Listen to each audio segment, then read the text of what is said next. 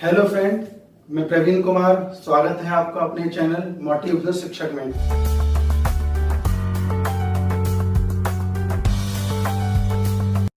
दोस्तों, आज आप देख पा रहे होंगे क्लास 7th में परिमेय संख्याएं। परिमेय संख्याओं के बारे में आज हम पढ़ेंगे और धीरे धीरे तैयारी करेंगे। और आप, मेरा मानना है, अगर आप पूरी वीडियो देखोगे और सारा इंट्रोडक्शन देखने के बाद में, देखकर समझने के बाद में, मैं दावा करता हूं आपका पूरा चैप्टर एकदम क्लियर हो जाएगा। यूनिट 1 इकाई 1 आपकी एकदम कंप्लीट हो जाएगी। परिमेय संख्या यानी रेशनल नंबर्स। आप सबको पता है दोस्तों, रेशनल नंबर्स की उत्पत्ति रेशो शब्द से हुई है और हम सब जानते हैं कि 3/5 है। हम अगर इसे 3/5 लिखें तो ये हमारा परिमेय संख्या है। इसी तरीके से हम कई सारे पॉइंटों के बारे में, जो इंपोर्टेंट पॉइंट होंगे उनके बारे में जानेंगे। बस आपको एक वादा करना है कि ये वीडियो पूरी देखनी है और इसी तरीके से इसी पूरी यूनिट को क्लियर करेंगे। तो फ्रेंड्स, आज हम इस सारे पॉइंटों के बारे में जानेंगे और भी कई सारे पॉइंट्स हैं। हम 1 बाय 1 करके जानेंगे कि परिमेय संख्या के अंदर इस यूनिट में हमारा क्या क्या दे रखा है। हमें इंट्रोडक्शन एक एक करके विस्तार से देखना है। तो हमने बहुत टाइम पहले से हम देखते आ रहे थे, हमारे प्रकृति में एक चीज बसी हुई है। हम हर चीज को 1 2 3 4 5 इस तरीके से गिनते आ रहे हैं। हम बाग में चले जाएं, कहीं आम तोड़ लें, हम वहां भी ऐसे ही गिनते थे 1 2 3 4 5। हम कोई भी चीज गिने, कोई भी चीज काउंट करें तो हम 1 2 3 से ही शुरू करते थे। हम मान लो स्कूल में जब छोटे थे, स्कूल में पढ़ते थे, 1 2 3 से ही शुरू करते थे। और बुक्स वगैरह, कॉपी वगैरह या कोई भी चीज हम गिनते थे, रुपए हम गिनते थे, सब चीजों को हम 1 2 3 से शुरू करते थे। तो ये हमारे नेचर में है, ये नेचुरल संख्याएं हैं जो हमेशा यूज होती आ रही हैं। हर एक चीज में, हर एक जगह प्राकृतिक संख्याएं यूज होती हैं। 1 2 3 4 5 इनका कोई एंड नहीं है। ये वो संख्याएं हैं जो हमारे दैनिक जीवन में यूज होती हैं, हर एक चीज में इस्तेमाल होती हैं गिनने में। तो 1 2 3 4 5 हम सब जानते हैं।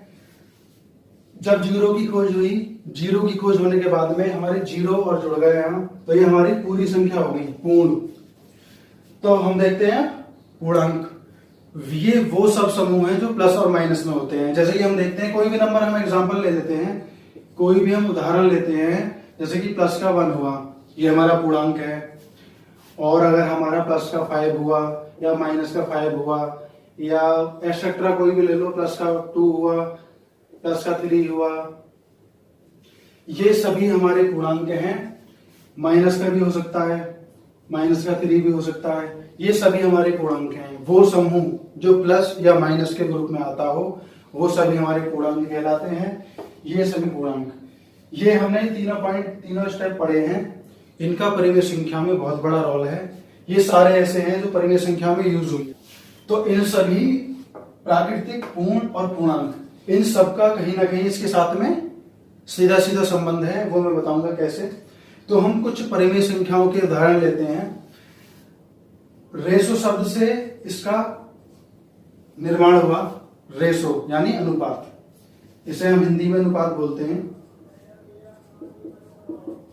मान लो कि हमने 3:5 हमने लिख दिया, तो हम इसे 3/5 भी लिख सकते हैं।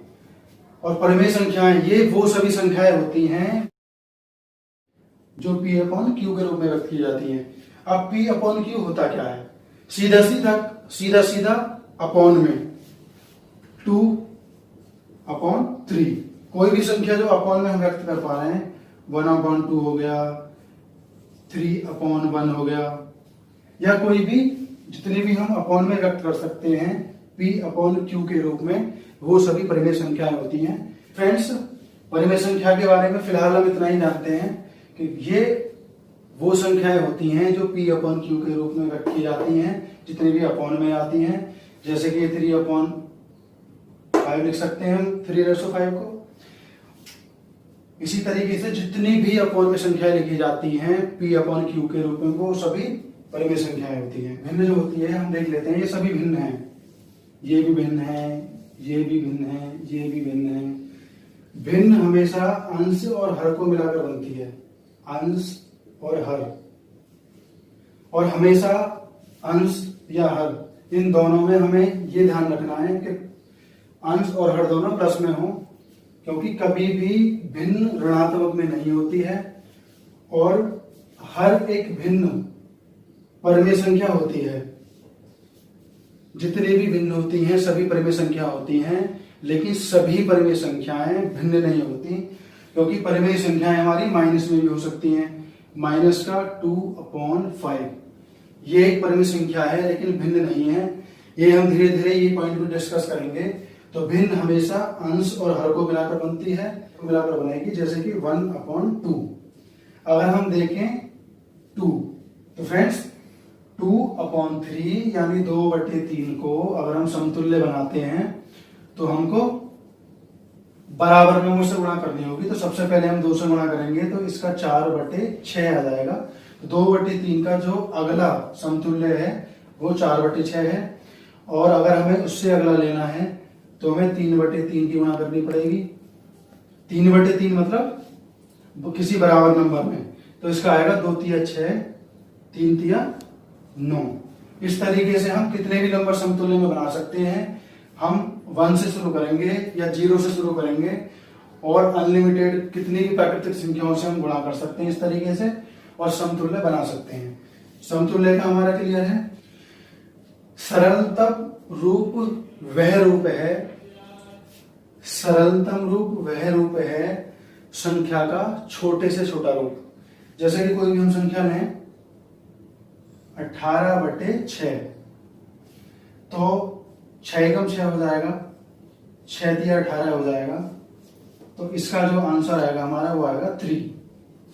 तो इस संख्या का सबसे छोटा रूप 3 है, इससे छोटा नहीं हो सकता। तो ये जो एग्जांपल, ये जो फॉर्मूला दिया है, इसका मतलब यही है, मान लो कि x/y कोई नंबर है, हम उस नंबर में किसी एक नंबर से दोनों में भागते हैं, और तब तक हमें भाग देना है जब तक वो लास्ट ऐसी संख्या ना आ जाए जब हमें ऐसा लगे कि अब इसके बाद डिवाइड होगी ही नहीं। जैसे कि 3 आया है, 3 अब डिवाइड नहीं होगा, ये लास्ट नंबर है 3। तो सरलतम रूप वही रूप होता है जो छोटे से छोटा हो, अपना उस संख्या का छोटे से छोटा। 2 क्रमांगत पूर्ण संख्याओं के बीच में अनगिनत परिमेय संख्या होती है, अनंत, कोई गिनती नहीं होती है, अनंत परिमेय संख्या होती है इसके मिडिल में, बीच। तो नेक्स्ट पॉइंट देखते हैं हम। 0 एक परिमेय संख्या है। तो फ्रेंड्स 0 एक परिमेय संख्या है। पूर्णांक और भिन्न परिमेय संख्या पूर्णांक भी होती है और भिन्न भी होती है, लेकिन सभी पूर्णांक या सभी परिमेय संख्याएं भिन्न नहीं हो सकती, क्योंकि माइनस प्लस का अंतर देखना है। सभी धनात्मक संख्याएं ही भिन्न होती हैं, जितने भी धनात्मक नंबर्स होते हैं हमारे। किसी भी पूर्णांक को परिमेय संख्या माना जा सकता है, किसी भी पूर्णांक को, जैसे कि प्लस हो गया, 3/2 हो गया, प्लस का हुआ, या ये माइनस का होता। इसी तरीके से किसी भी पूर्णांक को परिमेय संख्या माना जा सकता है। ये हमारा क्लियर है। और नंबर 12 पॉइंट, तो दोस्तों 0 से जो राइट साइड में जो नंबर आते हैं हमारे प्लस में, वो हमेशा 0 से बड़े होते हैं, और जो 0 से लेफ्ट साइड में आते हैं, माइनस में आते हैं, वो हमेशा 0 से छोटे होते हैं। ये हमने नंबर लाइन पर देखी होगी। दो परिमेय संख्याओं की तुलना करते समय सबसे जरूरी है, 2 परिमेय संख्याओं को अगर हम प्लस करते हैं या माइनस करते हैं, तो हमें सबसे पहले ये देखना है कि उनका जो हर है वो समान है या नहीं है। अगर हर हमारा समान है तो हम प्लस या माइनस कर सकते हैं, नहीं है तो हमें उनकी तुलना करने के लिए हर को समान करना पड़ेगा, बराबर करने पड़ेंगे। P/Q अगर मान लो कोई 1/0 है या 2/0 है या 3/0 है, इस तरीके की कोई भी संख्या भिन्न नहीं हो सकती। भिन्न हमेशा 1/1, 1/2, 1/3 इस तरीके से होती हैं। जहां हर 0 आ जाए या माइनस का आ जाए, वो कभी भी भिन्न नहीं हो सकती। ये सभी वो पॉइंट थे जो हमने सीखे हैं परिमेय संख्या में। परिमेय संख्या में देखा जितनी भी हमारे नंबर्स आते हैं वो सब प्राकृतिक संख्या होती हैं। सारे इंटीजर नंबर जो होते हैं हमारे, जितने भी पूर्णांक होते हैं, उन सभी को मिलाकर परिमेय संख्या बनती हैं। और भिन्न जो बनती है हमारी, वो हमेशा धनात्मक होती हैं, ऋणात्मक कभी भी भिन्न होती नहीं है। कुछ एग्जाम्पल्स हम ये देखेंगे कौन से पूर्णांक होते हैं, कौन सी भिन्न होती हैं, कौन सी परिमेय संख्याएं होती हैं। कुछ अब एग्जाम्पल देखते हैं हम, उन्हीं के माध्यम से हम ये जानेंगे। तो फ्रेंड्स, हम कुछ उदाहरण देखते हैं। सबसे पहले इन उदाहरणों को क्लियर करने से पहले इनके बारे में हम कुछ जानकारी देखते हैं। हमें पता है अगर हम माइनस के नंबर की गुणा करें माइनस के नंबर में, माइनस की संख्या में, तो हमारे प्लस में आंसर आएगा। अगर हम माइनस के नंबर की गुणा करें प्लस की संख्या में तो माइनस आएगा। अगर हम प्लस की संख्या की गुणा माइनस की संख्या में करें तो हमारा माइनस में आंसर आएगा। इस तरीके से हो गया। अगर हम प्लस की संख्या की गुणा प्लस की संख्या में करें तो हमारा प्लस में आएगा। ये सेम भाग पर भी लागू होगा। हमने माइनस की संख्या का भाग माइनस की संख्या में दिया तो हमारा प्लस की संख्या में आंसर आएगा। अगर हमने माइनस की किसी संख्या का भाग किसी प्लस की संख्या में दिया तो माइनस में आंसर आएगा। अगर हम किसी प्लस की संख्या का भाग माइनस की संख्या में दें तो माइनस में आंसर आएगा। अगर हम किसी भी प्लस की संख्या का अगर हम भाग प्लस की संख्या में दें तो हमारा आंसर प्लस में आएगा। ये हम जानते हैं पहले से ही। तो देखते हैं हम अगर 5 का भाग 15 में देंगे तो हमारा माइनस का 3 आएगा। अगर हम देखें तो ये माइनस का 3 है, ये एक पूर्णांक है, पूर्णांक ये है एक, लेकिन ये भिन्न नहीं है, क्योंकि हम देख पा रहे हैं भिन्न माइनस में नहीं होती है। अगर हम 2 का भाग 12 में देंगे तो माइनस का 6 आएगा। ये भी एक पूर्णांक है, ये भिन्न नहीं है, क्योंकि भिन्न कभी भी माइनस में नहीं होती। अगर हम 5 का भाग 0 में देंगे तो 0 आएगा, और यह एक पूर्णांक है, भिन्न नहीं है। इसी तरीके से हम अगर 5 का 12 में देते हैं तो ये 12/5 आएगा, और यह एक पूर्णांक नहीं है, यह एक भिन्न है, पूर्णांक नहीं है। क्योंकि पूर्णांक कभी भी बटे में नहीं होता है, ये हम पहले से जानते हैं। पूर्णांक एक नंबर हो सकता है, अपोन में कभी भी पूर्णांक नहीं होते। इसी तरीके से हम ये वाला क्वेश्चन करते हैं, ये माइनस में 12/5 आएगा। ये न तो भिन्न है और न ही पूर्णांक।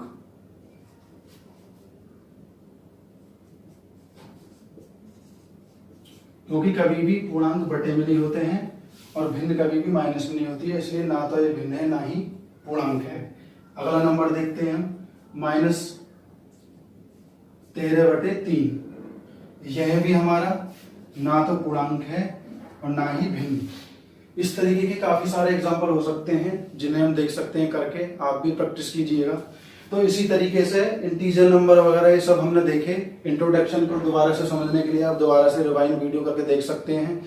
दोस्तों, जितने भी मैंने आपको क्वेश्चन बताए हैं ये सारे इंट्रोडक्शन में हैं, और इसके नेक्स्ट जब हम एक्सरसाइज 1.A शुरू करेंगे तो उसमें सारा कुछ क्लियर हो जाएगा। फिलहाल ये है, बाकी सब एक्सरसाइज के हिसाब से जो भी कोई जानकारी होगी वो साथ के साथ मिलती रहेगी। बस एक थोड़ी सी जानकारी थी इस चैप्टर के बारे में। फ्रेंड्स, इंट्रोडक्शन हमने पूरा कर लिया है, और कोई भी कमेंट्स हो इसके बारे में, कुछ भी पूछना हो, कोई भी प्रॉब्लम हो या कुछ रह गया हो तो आप कमेंट में भेज सकते हैं और मैं आपको जवाब दूंगा। और अगर आपको वीडियो अच्छा लगा है तो आप लाइक जरूर कीजिएगा, और सब्सक्राइब करने के बाद में बेल आइकन जरूर दबाइएगा, ताकि आपके पास में जितने भी अपडेट्स हों वो तुरंत आपके पास जा सकें। और यह वीडियो सभी स्टूडेंट्स तक पहुंचनी चाहिए जिसकी ये जरूरत है क्लास 7th के लिए, उन सभी स्टूडेंट तक ये पहुंचनी चाहिए, ताकि उन सबका होमवर्क कंप्लीट होता रहे। तो दोस्तों, इसी के साथ में आपने मेरा इतना साथ दिया, आपने इस वीडियो को पूरा देखा, दोस्तों इसके लिए बहुत बहुत धन्यवाद। Thank you very much. जैसा कि आप देख पा रहे हैं कि धीरे धीरे एक्सरसाइजों को हम आगे बढ़ा रहे हैं, ताकि आप सीखते भी चलें और जल्दबाजी भी ना हो। और हम उदाहरण के साथ में इसलिए लेके चलते हैं क्योंकि हम उदाहरण के साथ में सीखेंगे। उदाहरण दोस्तों इसलिए करते हैं ताकि हमारा कंसेप्ट क्लियर होता चला जाए, और उदाहरण जो होते हैं वो अलग अलग तरीके से किए हुए होते हैं, और एक्सरसाइज के अंदर जो हमारे क्वेश्चन होते हैं वो उदाहरण पर ही आधारित होते हैं, उदाहरण के हिसाब से।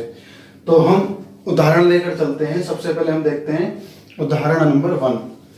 परिमेय संख्याओं -5/4 और 7/-9 में कौन सी बड़ी है। अगर हमें बड़ी संख्या पता करना है तो हमें सबसे पहले सॉल्व करने से पहले हमें क्या करना है, -5/4 और 7/-9। अगर हमें यह सॉल्व करना है ये क्वेश्चन, तो सबसे पहले हमें ये देखना है कि किसी संख्या का हर माइनस में तो नहीं है। अगर है तो सबसे पहले उसे धनात्मक बनाना है। तो 7/-9 के हर को धनात्मक बनाने पर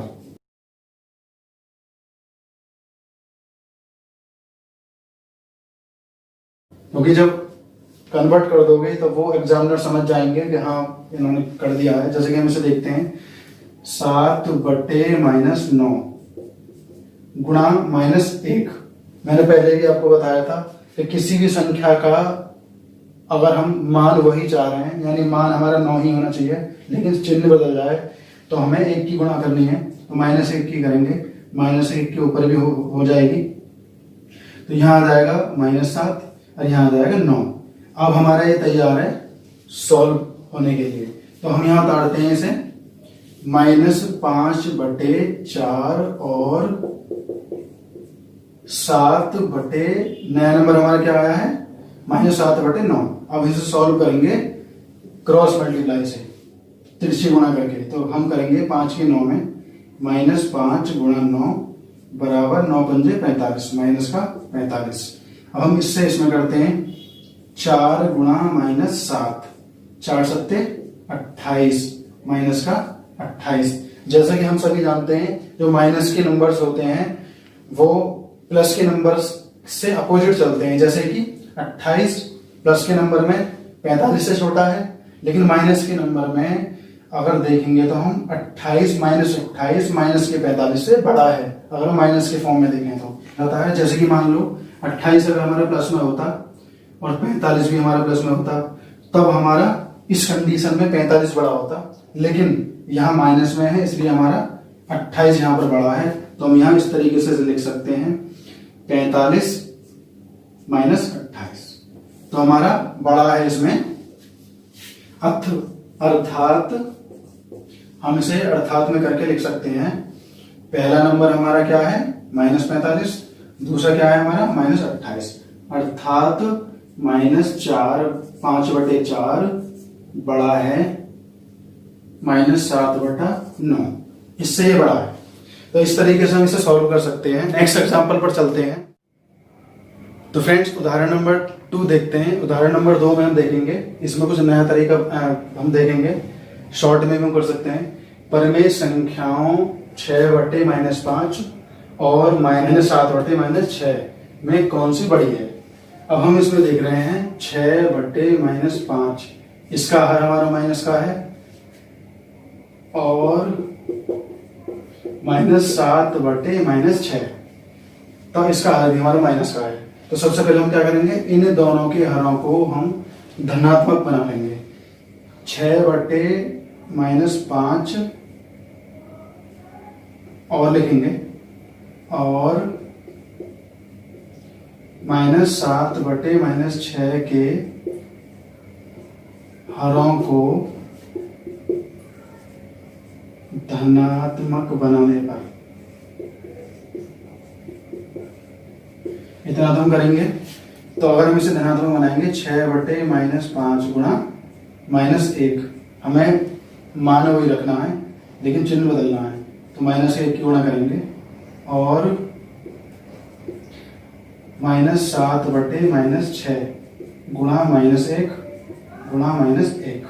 अब हम देखते हैं नया नंबर हमारा -6/5, और ये आएगा हमारा 7/6। अब देखो ये नंबर माइनस का है, ये नंबर प्लस का है। मैंने पहले भी बताया था प्लस वाला नंबर हमेशा बड़ा होता है, तो ये प्लस का नंबर है हमारा और ये माइनस का है, इसलिए हम इसे सीधा सीधा लिख सकते हैं कि 7/6 हमारा बड़ा है।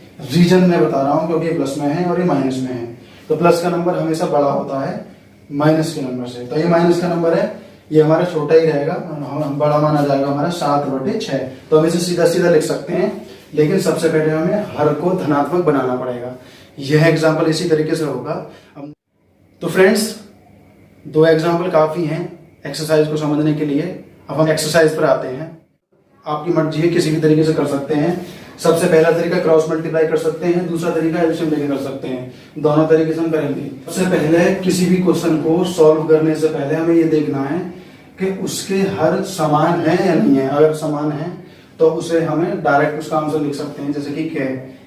अगर हम इसको हल करेंगे, जैसे कि कै, अगर हम इसको हल करेंगे तो हमने देखा -4/9 और 7/9 इसके हर समान है, तो हम इसे सीधा सीधा लिख सकते हैं -4/9 बड़ा है 7/9। तो ये क्लियर हो गया हमारा, इसमें कुछ नहीं करना हमें, यही इसका आंसर है। अब हम अगला देखते हैं खे। खे हम शुरू करेंगे -3/4 और -5/8। पहला तरीका तो ये है, हम क्रॉस मल्टीप्लाई करके कर सकते हैं। क्रॉस मल्टीप्लाई कर सकते हैं, 3 × 24, 5 4 5 20, इस तरीके से कर सकते हैं। दूसरा तरीका ये है कि हम एलसीएम लेकर कर सकते हैं। इन दोनों का हम एलसीएम लेंगे तो 4 और 8, 2 दूनी 4, 2 चौक 8, 1 2 2 1 2, तो इसका आता है 8। तो हम देख लेते हैं। तो सबसे पहले इसके हर को 8 बनाते हैं हम।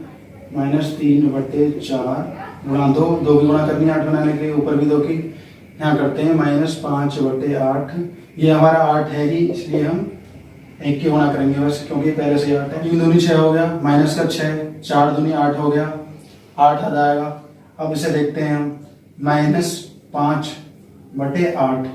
तो हम ठीक तरीके से देख पा रहे हैं कि हमारा -5/8 बड़ा है।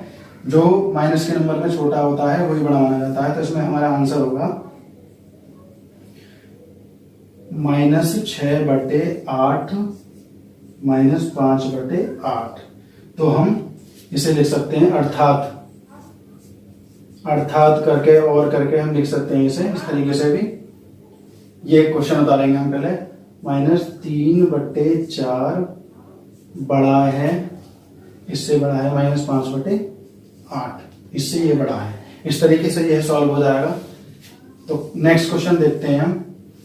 क्वेश्चन नंबर ग करते हैं। -7/12 और 5/-8।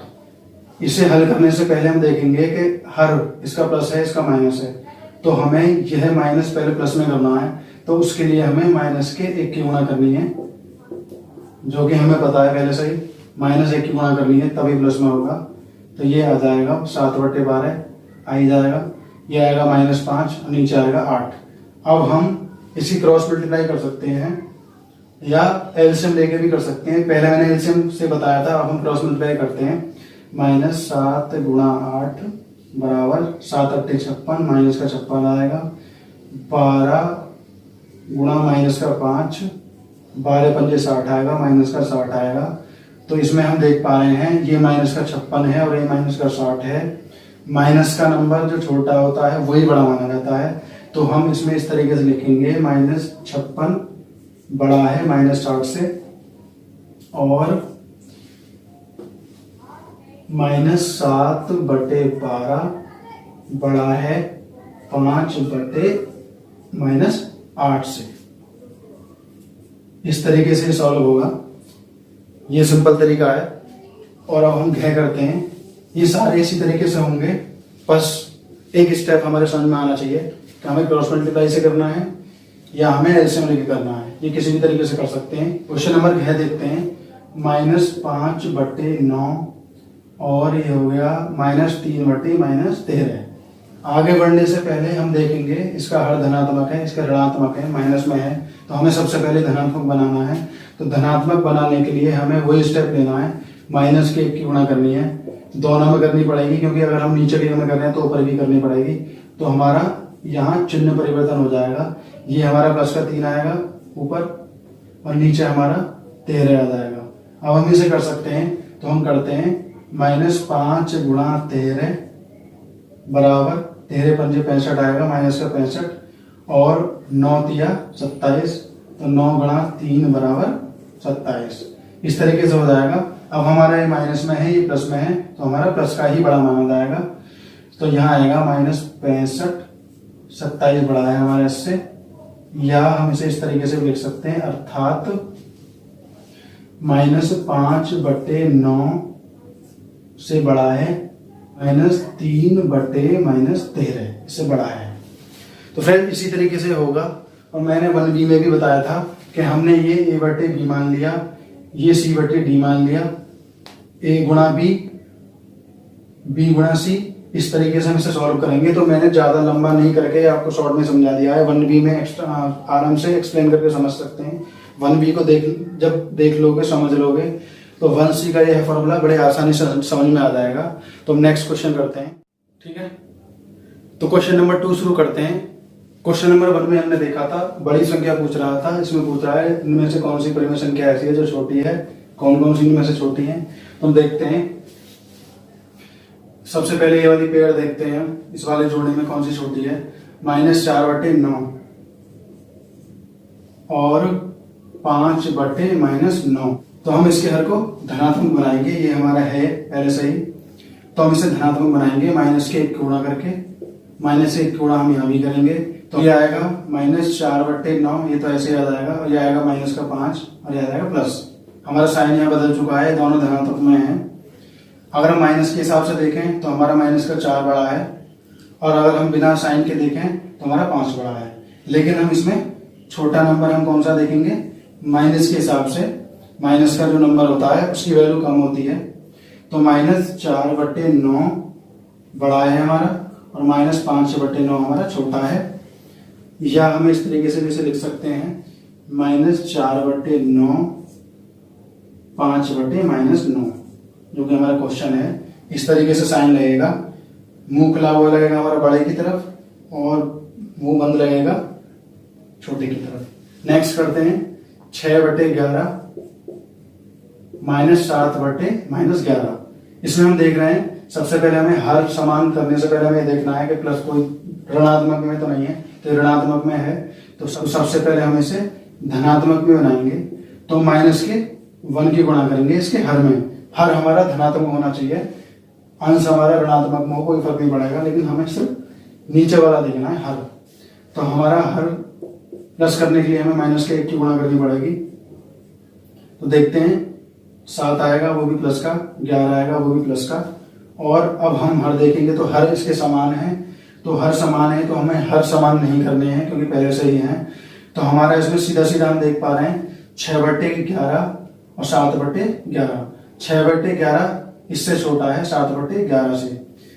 तो इसकी तरफ मुंह बंद होगा और इसकी तरफ मुंह खुला होगा, क्योंकि 7/11 बड़ा है।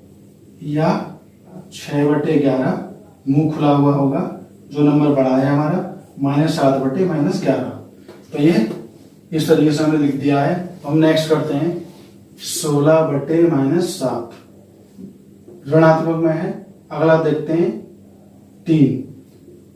तो ये हमारा सिंगल है, लेकिन हमने पढ़ा था, शुरू में हमने पढ़ा था, और हमने एक्सरसाइज शुरू करने से पहले इंट्रोडक्शन में भी देखा होगा आपने भी। 3 ये ओनली 3 है, तो हम इसे /1 लिख सकते हैं। किसी भी संख्या को भिन्न बनाने के लिए उसके नीचे हम 1 लिख सकते हैं। तो अब हमने यहाँ देखा है, धनात्मक में बदलने के लिए हमें माइनस के 1 की गुणा करनी है, जो कि हम पहले से करते आ रहे हैं। तो हम देखते हैं, माइनस के साथ में अगर हम 1 की गुणा करेंगे तो प्लस में आ जाएगा, ऊपर हमें 1 की करनी है, और 3/1 इसके साथ है। तो हम नेक्स्ट स्टेप में देखते हैं -16/7। तो हर हमारा प्लस का हो चुका है 3/1। तो अब हम इसे 2 तरीके से कर सकते हैं, या तो हरों का लैसा लेकर, या क्रॉस मल्टीप्लाई करके, या क्रॉस गुणा करके। तो हम क्रॉस गुणा कर देते हैं, -16 × 1 बराबर -16, 7 × 3 बराबर 21। तो अगर इस तरीके से देखा जाए तो हमारा ये बड़ा है और ये छोटा, और हमारा क्वेश्चन में पूछ रहा है छोटा कौन सा है। तो हमें लिखना है -16 और मुंह खुला हुआ रखना बड़े की तरफ, इस तरीके से 21 बड़ा है और माइनस का 16 छोटा है। तो हम क्वेश्चन की तरह से हम लिख सकते हैं, या 16/-7 बड़ा है 3/1, 16/-7 से। पर इसमें छोटा पूछ रहा ना, इसमें छोटा पूछ रहा। ये बड़ा था, दूसरा छोटा हुआ ना। हाँ ऐसे मतलब तो वही है। तो -16 हमारा छोटा है, 21 से मुंह खुला हुआ उसकी तरफ रखना है जो बड़ा है, या हम इसे क्वेश्चन की तरह लिखते हैं 16 बटे -7 और 3, ये बड़ा है इससे, क्योंकि माइनस का नंबर हमेशा प्लस के नंबर से छोटा होता है। तो हमने देख लिया, हम इसे यहीं लिख सकते थे कि हमारा बड़ा है छोटा, लेकिन फिर भी कैलकुलेशन करके मैंने दिखा दिया है। अगर आप डायरेक्ट भी इसे बड़ा नेक्स्ट स्टेप में ही कर दोगे तो तब भी सही है, लेकिन हमें सबसे पहले यह है प्लस में करना पड़ेगा। इसका हर, अगर ये हर नहीं अंश होता इसका माइनस, तब हम डायरेक्ट कर सकते थे, लेकिन हमें इस स्थिति में सबसे पहले इसे धनात्मक में बनाना पड़ेगा, उसके बाद ये सॉल्व होगा। अब हम नेक्स्ट देखते हैं 4 बटे -3 -8 बटे 9, नेगेटिव में है यानी ऋणात्मक में, तो हम इसे पहले धनात्मक में बनाते हैं। तो 3 में हम माइनस के 1 की गुणा करेंगे, यहाँ भी माइनस के 1 की गुणा करेंगे, -8 बटे 9। इसका अंश माइनस का है, हमें कोई फर्क नहीं पड़ेगा, सिर्फ हर हमारा धनात्मक में होना चाहिए, अंश माइनस में हो या प्लस में, इससे फर्क नहीं पड़ेगा। तो हम इसे देखते हैं, -4 आ गया, 3 आ गया, अंश हमारा माइनस में है, हर हमारा आ गया धनात्मक में, देख लिया हमने, -8 बटे 9। अब हम इसे क्रॉस मल्टीप्लाई कर देते हैं, इसकी तिरछी गुणा कर देते हैं, -4 गुणा 9 बराबर माइनस का 36 आ जाएगा, गुणा करेंगे तो। अगला देखते हैं, 3 की -8 में करते हैं, तो 3 गुणा -8 बराबर 3 अट्ठे 24, माइनस का 24। इसमें हम साफ साफ देख पा रहे हैं माइनस का 36 छोटा है, क्योंकि माइनस में जिसकी वैल्यू ज्यादा बड़ी होती है वो छोटा माना जाता है। तो हमारा माइनस का 36 माइनस के 24 से छोटा है। या इसे क्वेश्चन के तरीके से हम लिखें तो 4 बटे -3 छोटा है -8 बटे 9 से। इस तरीके से सॉल्व होंगे सारे क्वेश्चन। क्वेश्चन नंबर 3 देखते हैं। क्वेश्चन नंबर 3 देखते हैं, सही विकल्प छांटिए। 3 का क परिमेय संख्या -4 बटे 18 के समतुल्य परिमेय संख्या कौन सी है? तो -4 बटे 18 का समतुल्य हमें देखना है। इसमें इनमें से कौन सी संख्या ऐसी है जो 4 बटे 18 के समतुल्य है? तो हम -4 बटे 18 को सॉल्व कर लेते हैं। सबसे पहले -4 बटे 18 इसके निरपेक्ष मानों का अगर हम में से निकालेंगे, किसी भी संख्या को काटने के लिए हमें ये कैसे पता लगेगा किसी एक नंबर से कट रहे हैं? तो छोटे नंबर हम पहचान जाएंगे, लेकिन बड़े नंबर भी हो सकते हैं। इसलिए दोनों के निरपेक्ष मानों का में से, इसका निरपेक्ष मान 4 हो गया, इसका 18 हो गया। तो हम इसके निरपेक्ष मानों का अगर हम में से निकालें तो हमारा आएगा 4 चौक 16, 2 बचा, 2 दूनी 4। तो हमारा 2 ऐसा नंबर है जिससे कि दोनों पूरे पूरे कट जाएंगे। 2 दूनी 4 हो गया और 2 नाम 18 हो गया, -2 बटे 9। अब हम ये माइनस बीच में लिख दें या ऊपर लिख दें, बात एक ही है। तो हम इसमें देखते हैं 4 बटे 18 भी नहीं मैच कर रहा हमारा, ये मैच कर रहा है, लेकिन इसमें साइन हमारा देख पा रहे हैं हम, इसमें साइन हमारा माइनस है और ये पूरा प्लस का है। या तो ये माइनस होता है, ये माइनस होता, ये भी मैच नहीं कर रहा हमारा, ये हमारा मैच कर रहा है 2 बटे -9। 2 बटे -9 हमारा सही आंसर है, इसका समतुल्य 2 बटे -9। ये ऊपर नीचे माइनस आ रहा है, कोई बात नहीं है, लेकिन ये नेगेटिव नंबर है, नेगेटिव परिमेय संख्या है, ऋणात्मक। हम अगला देखते हैं, खैर परिमेय संख्या 3 बटे 5 से बड़ी परिमेय संख्या कौन सी है? इस परिमेय संख्या से बड़ी परिमेय संख्या बतानी है, इनमें से कौन सी है? तो हम देखते हैं 4 बटे 10। अगर हम 4 बटे 10 को सॉल्व करें तो 2 दूनी 4, 2 पंजे 10, 2 बटे 5 इससे छोटी है। अगर हम सेकंड वाले को सॉल्व करें -4 बटे 10, तो ये भी इसी तरीके से सॉल्व होगी -2 बटे 5, ये भी छोटी है इससे। अब हम थर्ड वाली देखते हैं 6 बटे 10, तो ये 3 से कट जाएगा हमारा, 2 से कट जाएगा। तब हम देखते हैं 6 बटे 10 में भाग जाएगा हमारा 2 का, तो हम 2 से ऐसे काटेंगे तो 2 तिया 6, 2 पंजे 10, 3 बटे 5 यानी इसके बराबर आ रहा है, लेकिन हमें बड़ी का पता करना, बड़ी संख्या कौन सी है। अब हम फोर्थ नंबर को देखते हैं 7 बटे 10। 7/10 हमारी ऐसी संख्या है जो इससे बड़ी है, क्योंकि 7/10 का सरलतम रूप नहीं निकलेगा। हमने ये देख लिया, ये लगभग कोई बराबर है, कोई छोटा है, लेकिन बड़ा 7/10 है 3/5 से। तो नेक्स्ट क्वेश्चन देखते हैं हम, गै 3 का गै। तो नेक्स्ट क्वेश्चन, परिमेय संख्या 4/9 से छोटी परिमेय संख्या कौन सी है? तो हम इसमें भी उसी तरीके से सॉल्व करके देखेंगे। हम चाहें तो डायरेक्ट भी कर सकते हैं, लेकिन डायरेक्ट में हमें समझ में नहीं आएगा, इसका मतलब रटना हो गया। लेकिन हमें एक क्वेश्चन सॉल्व करके समझना है। पहला नंबर हम देखेंगे, कोई सॉल्यूशन नहीं है, -11/18। तो ये प्लस का 4/9 है और ये -11/18 है, तो हमें पता है ये इससे छोटा है, पहला वाला इससे छोटा है। लेकिन हम फिर भी देख के लेते हैं, कभी और भी कोई छोटा हो। 13/18 प्लस का है, इससे बड़ा है 12/27 और 11/18। तो माइनस का 11/18 बिना सोचे समझे, और कोई माइनस का नहीं है, तो हमें कैलकुलेशन की भी जरूरत नहीं है। -11/18 नेगेटिव में है, ऋणात्मक में है, और हमेशा ऋणात्मक वाली संख्या धनात्मक वाली संख्या से छोटी होती है, तो इसलिए हम डायरेक्ट इस पर टिक कर देते हैं -11/18, ये हमारा छोटा है। अब हम देखते हैं अगला, परिमेय संख्या 0/-5 से बड़ी परिमेय संख्या कौन सी है? अब हमें इसमें देखना है, -1/5, -2/-7, -1/8, 4/-9। अब हम ये देख रहे होंगे कि अब ये कैसे पता लगाएं कि 0/-5 कौन सा है? तो ये भी कोई बड़ी बात नहीं है, लेकिन इसे समझ लो जरा। जैसे मैंने पहले भी बताया था इंट्रोडक्शन में, 0 हमारा बीच में है। 0 से अगर हम लेफ्ट की तरफ चलेंगे, इस तरीके से लेफ्ट की तरफ चलेंगे तो नेगेटिव में जाएगा, यानी ऋणात्मक में, और अगर हम राइट की तरफ चलेंगे तो धनात्मक में। यानी प्लस वाले नंबर 0 से बड़े होते हैं और माइनस वाले 0 से छोटे। जैसे जैसे आगे बढ़ते चले जाएंगे उतने ही छोटे होते चले जाएंगे वो 0 से। तो हम यहाँ देखते हैं 0/-5, तो हम इसे 0 ही मान के चलते हैं, क्योंकि 0 का डिवाइड किसी भी नंबर से कर दो वो 0 ही आएगा। तो हम यहाँ देखते हैं -1। तो अगर हम -1 को देखते हैं तो ये नेगेटिव में है, यानी माइनस में है, तो ये 0 के लेफ्ट साइड में लिखा जाएगा। तो ये हमारा छोटा हो गया 0 से।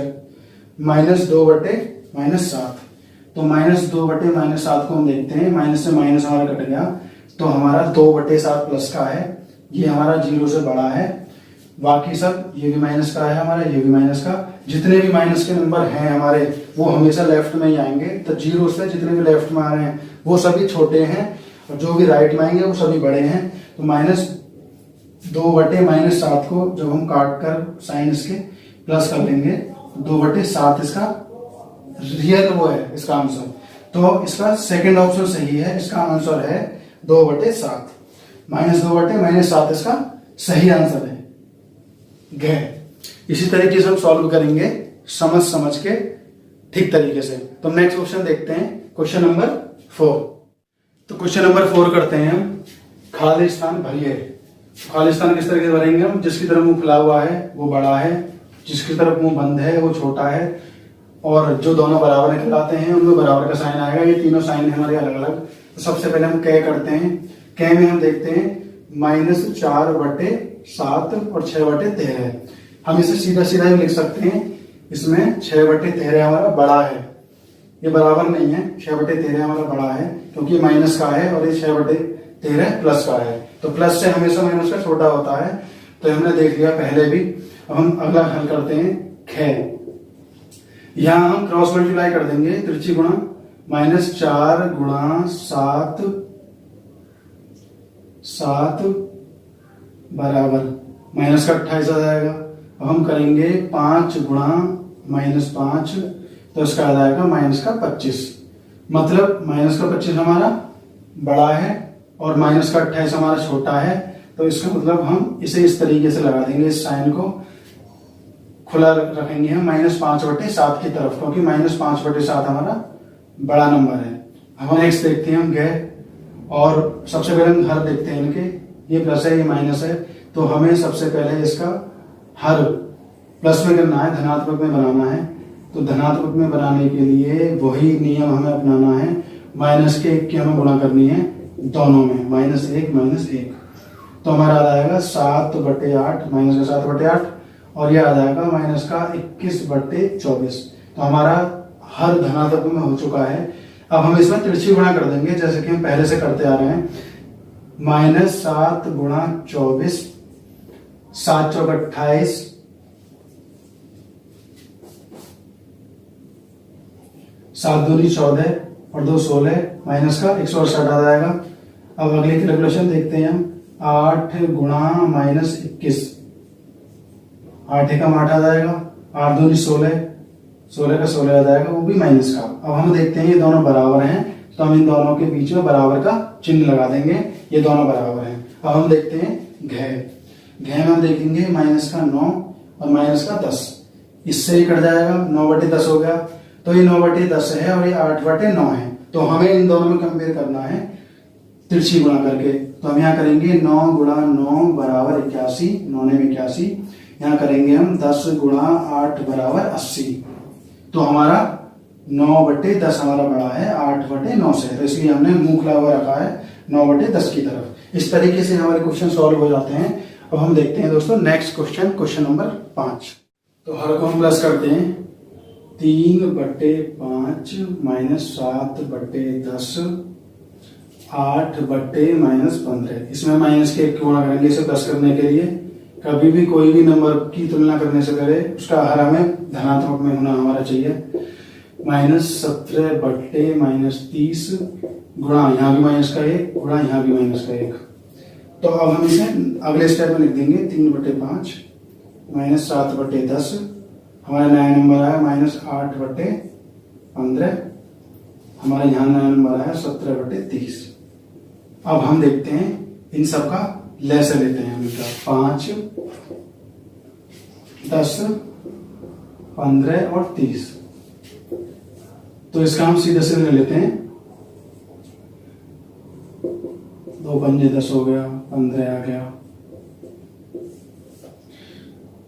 3 से ले लेते हैं, 3 पंजे 15 हो गया, 3 पंजे 15 हो गया। अब ये सब 5 से हमारे कट जाएंगे। ये सब ले से तो सब पे आते ही हैं। 5 दिया 15 हो गया, 15 दूनी 30। पहले गलत कर दिया 30। तो हमारा इसका लैसा है 30। तो हमें सबका लैसा हमें 30 बनाना है। तो हम देखेंगे यहाँ 3/5। तो हम देखेंगे 5 में कितने की हम गुणा करें कि हमारा 30 आ जाए। तो 5 से 30 होगा। तो हम यहाँ देख लेते हैं, हमारे यहाँ 5 है, 5 को हटा कर देखो कितने बचे 6। तो इसका मतलब 6 में हमें 5 की गुणा करनी है। तो हमने 5 में 6 की गुणा करके यहाँ दोनों में कर दी, नीचे भी 6 की, नीचे भी 6 की। अब हम इसे बराबर करते हैं -7/10। अब हम इसमें कितने की गुणा करें कि हमारा 30 आ जाए। तो हमारा 5 दूनी 10, 10 के अलावा हमारा 3 बचा हुआ है। इसका मतलब हम 3 की गुणा करेंगे तो 30 आ जाएगा। ये समझाने का तरीका है, वरना हम डायरेक्ट भी देख सकते हैं। 10 या 30 होता है, इस तरीके से गुणा करके देख सकते हैं। -8/15। अगर 15 का पहाड़ा में आता है तो हम सीधा सीधा देख सकते हैं। 15 दूनी 30 होता है, तो 15 दूनी 30, ऊपर भी 2 की गुणा करनी है। 17/30, ये हमारा 30 है। अगर हम इसमें 1 की गुणा कर दें तब भी सही है, नहीं भी करेंगे तब भी सही है। ये क्योंकि हमारा 30 पहले से ही है। अब हम यहाँ देखते हैं, यहाँ आ गया 18/30, यहाँ हमारा आ गया -21/,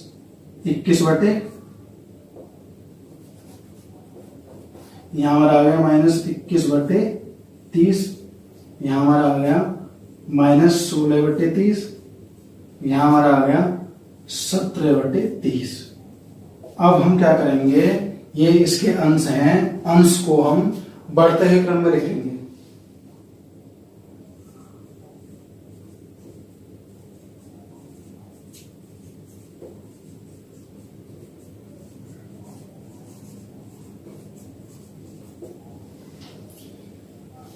तो बढ़ते क्रम में हम इन्हें कैसे लिखेंगे। सबसे पहले हमारा आएगा, सबसे छोटा हमारा इसमें है माइनस का 21/30, माइनस का 21/30। उससे बड़ा है हमारा -16/30, -16/30। फिर उससे बड़ा है हमारा 17/30, 17/30। फिर है हमारा 18/30, 18/30। हमसे क्या पूछ रहा है, आरोही क्रम में यानी बढ़ते हुए क्रम में। तो हमने बढ़ते हुए क्रम में लिख दिया है, सबसे छोटा फिर उससे बड़ा फिर उससे बड़ा फिर उससे बड़ा। अर्थात 3/5 का क्या है हमारा, हम यहां देखते हैं सीरियल से। सबसे पहले आएगा हमारा -7/10। -7/10 से बड़ा है हमारा 8 बट्टे -15, ये बड़ा है हमारा। और फिर उससे भी बड़ा है -17 बट्टे -30, सबसे बड़ा है हमारा 3/5। इस तरीके से इसका आंसर हो जाएगा ये, इसी तरीके से सॉल्व होगा। हम नेक्स्ट क्वेश्चन करते हैं, क्वेश्चन नंबर 6। तो फ्रेंड्स क्वेश्चन नंबर 6 देखते हैं। इससे पहले हमने आरोही क्रम किया था। आरोही क्रम होता है बढ़ते हुए क्रम में यानी असेंडिंग ऑर्डर, और ये है अवरोही क्रम। अवरोही क्रम का मतलब होता है घटते हुए क्रम में। तो हम यह घटते हुए क्रम में इन्हें निकालेंगे। तो सबसे पहले हमें करने से पहले हमें देखना है कि किसी का हर माइनस में तो नहीं है, तो ये दोनों प्लस में है, ये दोनों माइनस में है। तो हमें सबसे पहले प्रश्न करने हैं 4/7 -5/6 -3/12। तो हमें इसे प्लस करने के लिए माइनस के 1 की गुणा करनी पड़ेगी ताकि मान भी ना बदले और चिन्ह भी बदल जाए। इसी तरीके से 11/-24 में भी माइनस के 1 की गुणा करनी पड़ेगी, दोनों तरफ ऊपर नीचे। अब हम इसे अगले स्टेप में सॉल्व करेंगे। -5/6 आ गया हमारा, नया नंबर आया हमारा 3, 12, यहाँ हमारा आया -11/24। इस तरीके से यह नंबर सॉल्व हमारा। अब हम ये हमारे सब प्लस के हमने कर लिए हैं, अब इनका हम लेते हैं लेस है। 7, 6, 12 और 24। तो अब हम इसे नॉर्मल तरीके से ऐसे लेंगे जैसे कि लेते आ रहे हैं हम। फिर 2 से कटेगा ये, 2 3 6, 2 6 12, फिर 2 से कट जाएगा, 2 3 6, अभी 3 से कट जाएगा ये तीनों। उसके बाद में 7 रहेगा हमारा, 7 के डायरेक्ट हम गुणा कर सकते हैं। मल्टीप्लाई करते हैं, 2 दूनी 4, दूनी 8, ये हो गया 8 हमारा, और ये हो गया 21। तो हम देखते हैं 8 एकम 8, 8 दूनी 16, 168 हमारा आता है। तो हम 168 करने के लिए इसमें हम कौन से नंबर की गुणा करेंगे जो इसका हर 168 आ जाए हमारा। 168 लाने के लिए हमें 7 में कितने की गुणा करनी है, तो 7 या 21। इसमें से हम देखते हैं 8 गुणा 3। अगर हम 8 गुणा 3 की गुणा करें यानी 24 की, अगर हम 24 की गुणा करें तो हमारा 168 आ जाएगा। तो ऊपर हमें 24 की करनी है। अगला -5/6। तो हम यहाँ देखते हैं 3 दूनी 6। अगर हम 6 को निकाल दें तो 7 गुणा 2 यानी 7 दूनी 14, 14 दूनी 28। तो हमारे यहाँ 28 बचेगा। तो अगर हम 28 की गुणा 6 में करते हैं तो हमारा 168 पूरा हो जाएगा। उसी तरीके से 3/12। तो हम 12 में कितने की गुणा करें, 3 दूनी 6, 6 दूनी 12। अगर हम 12 निकाल दें तो 7 दूनी 14 बचेगा। तो मतलब अगर हम 14 की गुणा करें इसमें तो हमारा 168 पूरा हो जाएगा। अब हम देखते हैं अगला -11/24। तो 24 में देखते हैं हम 24 निकाले लेते हैं हम अलग। 2 दूनी 4, 4 दूनी 8, 8 या 24। हम 24 को अलग निकाले देते हैं, 7 बचा हमारा। तो अगर हम 24 में 7 की गुणा करते हैं तो हमारा 168 आएगा। तो हम अगले स्टेप में देखते हैं, यहाँ आएगा 4 चौक 16, एक हासिल हो गया। 4 दूनी 8 और 9, 168। ये 168 आएगा ही आएगा। तो हम देखते हैं अगला -5/6 गुणा 28/28। दूसरा देखते हैं 5 8 40, 4 हासिल का हो गया। 5 दूनी 10 और 4 14, माइनस का 140/168। अब हम देखते हैं अगला 14 थी 42/168। 168। अब हम देखते हैं अगला -11/, तो आएगा -77/168। तो हम इसे अगले स्टेप में लिखते हैं, इसे क्रम से बढ़ते हुए क्रम में। तो सबसे छोटा है इसमें -140, उससे बड़ा है हमारा 77/168, 77/168, उससे बड़ा है हमारा 42/168, 42/168, और सबसे बड़ा है हमारा 96/168। 96/168, अर्थात अब ये हो गया हमारा असेंडिंग ऑर्डर यानी आरोही क्रम। लेकिन सबसे पहले हमें क्रम में लगाने होंगे, उसके बाद में हम इसे अवरोही करेंगे। अब हम इसे अवरोही क्रम में कर देंगे। अवरोही क्रम होगा इसका, अवरोही क्रम होगा, अवरोही क्रम। तो जो सबसे बड़ा है वो सबसे पहले आ जाएगा। 96/168 मुंह खुला हुआ रहेगा क्योंकि बड़ा है। फिर 42/168, 42/168, फिर आएगा -77/168, फिर आएगा -140/168। क्वेश्चन के हिसाब से हम लिख सकते हैं, अर्थात क्वेश्चन के हम हिसाब से लिख सकते हैं, अर्थात 140 हमारा -5/6, लेकिन सबसे पहले हम लिखेंगे सबसे बड़ा 96/168 यानी 4/7। तो पहले आ गया हमारा 4/7। फिर दूसरे नंबर पर आएगा हमारा 3/12, -3/12। फिर दूसरा बोला ना, तीसरा दूसरा सही बोला ना। तो दूसरे नंबर पर आएगा हमारा 3/-12। दूसरे नंबर पर आएगा हमारा 3/-12।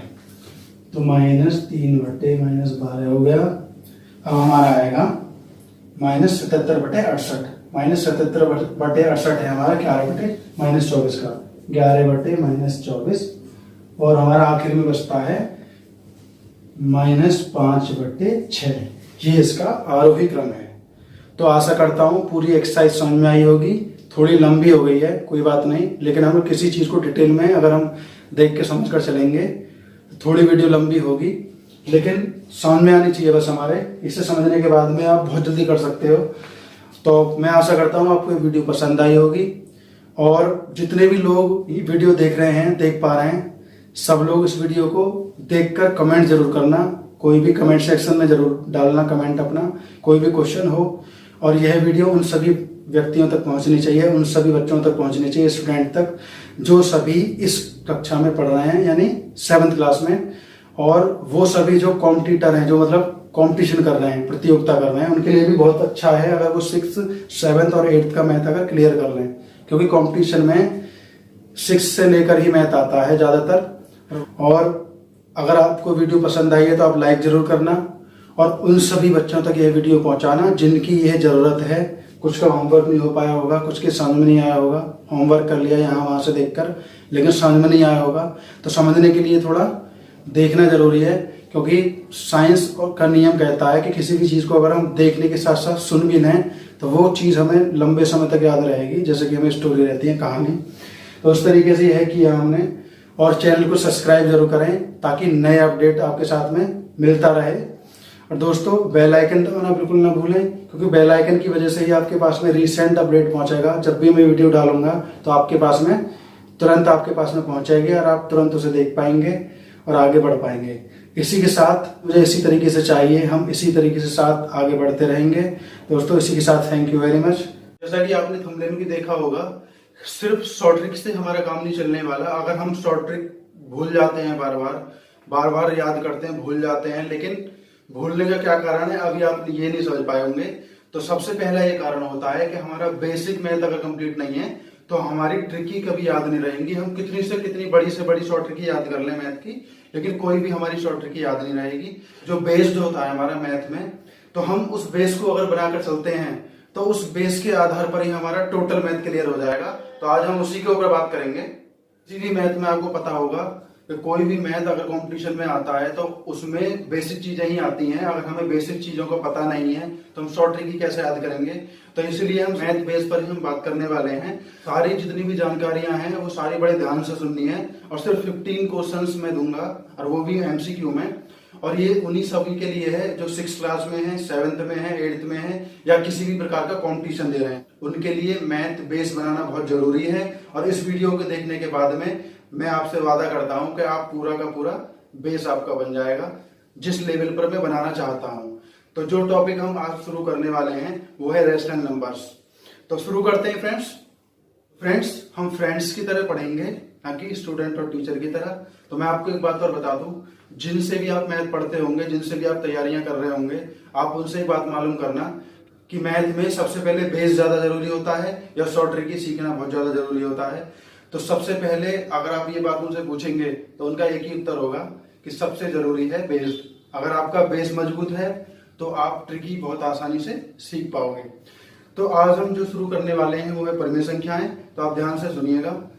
पहला क्वेश्चन है सबसे छोटी प्राकृतिक संख्याएं। मैं आपको बता दूं, सिर्फ इंट्रोडक्शन के बारे में क्वेश्चन तैयार किए गए हैं और इंट्रोडक्शन की सारी जानकारी इसमें है और सारी एमसीक्यू के माध्यम से टोटल इंट्रोडक्शन हम समझ जाएंगे। तो हम देखते हैं सबसे छोटी प्राकृतिक संख्या, स्मॉलेस्ट नेचुरल नंबर। तो स्मॉलेस्ट नेचुरल नंबर होता है हमारा 1, क्योंकि नेचुरल नंबर हमारे 1 से शुरू होते हैं और अनंत तक होते हैं। तो इसमें हम देखते हैं फर्स्ट 0, सेकंड 2, थर्ड 3 और इनमें से कोई नहीं, नन ऑफ दीज। तो इनमें से हमारा कोई भी नहीं है, क्योंकि अगर इसमें 1 होता तो हम उस पर टिक करते, लेकिन 1 नहीं है तो इसका मतलब हमारा कोई भी नहीं है। इनमें से कोई भी नहीं आंसर आएगा हमारा, आंसर नंबर 4। नेक्स्ट हम देखते हैं सबसे छोटी पूर्ण संख्या, यानी स्मॉलेस्ट होल नंबर्स। तो फ्रेंड्स स्मॉलेस्ट होल नंबर्स देखते हैं हम कौन कौन से हैं इसमें। फर्स्ट है 1, सेकंड है 0, थर्ड है 10 एंड लास्ट है इनमें से कोई नहीं। तो हमें भी बताया कि स्मॉलेस्ट नंबर प्राकृतिक संख्या जो थी हमारी 1 थी, लेकिन 0 की खोज होने के बाद में हमारे होल नंबर्स बन गए। होल नंबर्स हमारे 0 से शुरू होने लगे। सबसे छोटी जो पूर्ण संख्या होगी वो 0 होगी। तो हम सेकंड वाले ऑप्शन पर यहां टिक करेंगे, सेकंड। तो थर्ड देखते हैं पूर्णांक होते हैं, मतलब हमारे इंटीजर नंबर कौन से होते हैं। अगर हम इंग्लिश में बोले तो इंटीजर नंबर कौन से होते हैं। तो इंटीजर नंबर हमारे पहले हम ऑप्शन का स्वभाव जान लेते हैं। फर्स्ट है हमारा P/Q के रूप में, यानी P/Q के फॉर्म में। फिर धनात्मक संख्याओं का समूह, यानी पॉजिटिव नंबर्स का ग्रुप, और पॉजिटिव और नेगेटिव दोनों नंबरों का ग्रुप, या ये सभी। तो ये सभी तो नहीं हो सकते, तो हमारा इसमें सिर्फ धनात्मक और ऋणात्मक, नेगेटिव और पॉजिटिव नंबरों का जो ग्रुप होता है वो पूर्णांक कहलाता है, इंटीजर नंबर्स। तो हमारा इसमें थर्ड वाला ऑप्शन सही होगा, क्योंकि इंटीजर नंबर जहां तक हम जानते हैं प्लस और माइनस नंबरों का ग्रुप होता है, वो अपॉन में नहीं होता। P/Q के रूप में उसे नहीं लिख सकते हैं। क्वेश्चन नंबर 4 देखते हैं, और बहुत ही जरूरी क्वेश्चन है सारे। आपको प्रेजेंट बॉडी प्रेजेंट माइंड बड़े ध्यान से सुनना है और लिखना नहीं है, सिर्फ समझना है। समझने के बाद में आप कर सकते हैं, क्योंकि मैं टेस्ट भी देने वाला हूँ लास्ट वीडियो में आकर। आपको एंड तक देखनी है वीडियो। लास्ट में जब आपको एक टेस्ट मिलेगा तो आपको सॉल्व करना है, वो या तो हिंदी लैंग्वेज में या इंग्लिश लैंग्वेज में, दोनों में से किसी में भी कर सकते हैं। और डिस्क्रिप्शन में मैं उसका लिंक भी डाल दूंगा, हिंदी और इंग्लिश बेस्ड दोनों पेपरों का अलग अलग। आप टेस्ट देकर जब सबमिट करेंगे तो मेरे पास में नोटिफिकेशन आ जाएगी, तो मैं चेक कर लूंगा। तो हम देखते हैं, ये सारा पेपर जब आप समझोगे तो आपको टेस्ट अपने आप ही समझ में आ जाएगा, लेकिन इनमें और उनमें नंबर अलग अलग हैं, इसलिए आप ध्यान से सुनना। तो अब हम देखते हैं भिन्न होती हैं। तो हमें ये पता होना चाहिए कि भिन्न क्या होती हैं। तो भिन्न हमेशा धनात्मक में होती हैं और बटे में होती हैं, ये तो हमें पता ही है। तो इसी के बेस पर हम करते हैं, जिनके अंश और हर अलग अलग चिन्ह वाली संख्याएं हों। जैसे मान लो कि 1/3 है और इसका ऊपर वाला माइनस है, नीचे वाला प्लस है, तो ये दोनों अलग अलग चिन्ह वाली संख्या हुई इस क्वेश्चन के हिसाब से। अब हम देखते हैं नेक्स्ट, जिनके अंश और हर एक ही चिन्ह वाली संख्याएं हों। मान लो -1 -3, ये दोनों एक जैसे चिन्ह वाले हैं।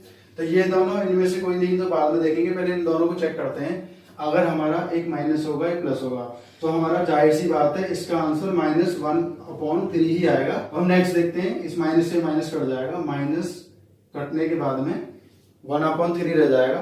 तो 1/3 का मतलब है हमारी जो भिन्न होती है वो हमेशा धनात्मक में होती हैं, तो इसलिए हमारा दूसरा वाला माना जाएगा इसका answer. Answer number second, MCQ में इसका सेकंड आंसर सही है। तो इस तरीके से यह सही हो गया। अब हम देखते हैं नेक्स्ट, भिन्न होती हैं। अब हो सकता है कि इसमें कोई ना कोई कनेक्शन हो, तो बड़े ध्यान से देखना है। हमेशा ऋणात्मक नहीं, ऋणात्मक में नहीं होती तो हम वहीं टिक कर देते, ये नहीं हो सकता हमारा। नेक्स्ट देखते हैं हमेशा धनात्मक। तो धनात्मक तो हमने यहाँ भी देखा है, भिन्न जो होती है वो हमेशा धनात्मक में होती हैं, तो हमेशा धनात्मक। ऑप्शन हमारा सेकंड वाला सही है, हमेशा धनात्मक। नेक्स्ट देखते हैं, परिमेय संख्याएं होती हैं, मतलब रैशनल नंबर्स को हम कैसे जानते हैं कि रैशनल नंबर्स हैं। तो पहला हम देखेंगे P अपॉन क्यू के रूप में, P अपॉन क्यू के फॉर्म में। नेक्स्ट हम देखेंगे अंश बटे हर के रूप में, ये दोनों और इनमें से कोई नहीं। तो सबसे पहला देखा हमने P अपॉन क्यू के रूप में, परिमेय संख्याएं हमारी रैशनल नंबर्स हमारे P अपॉन क्यू की फॉर्म में ही लिखे जाते हैं, तो हमारा पहला वाला बिल्कुल सही है, अंश बटे हर, यानी न्यूमरेटर एंड डिनोमिनेटर।